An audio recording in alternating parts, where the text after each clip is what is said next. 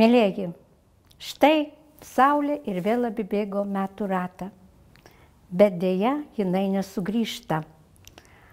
Pas mus šių didžiausių metinių švenčių proga su sniegu.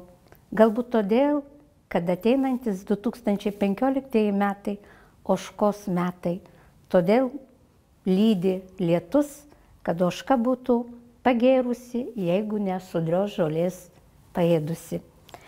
Sutikdami didžiasias metų šventes, visada turime šiek tiek nerimo, o kaipgi seksis kitais metais.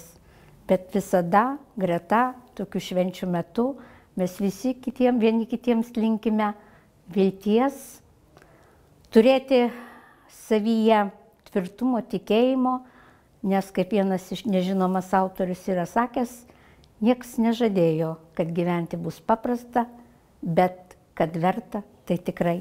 Taigi, mylėjai, gyvenkime, o gyvendami dirbkime, nes darbas tai yra gyvenimo druska, kuris saugo mus nuo sugedimo, bet ir teikia jam skonį.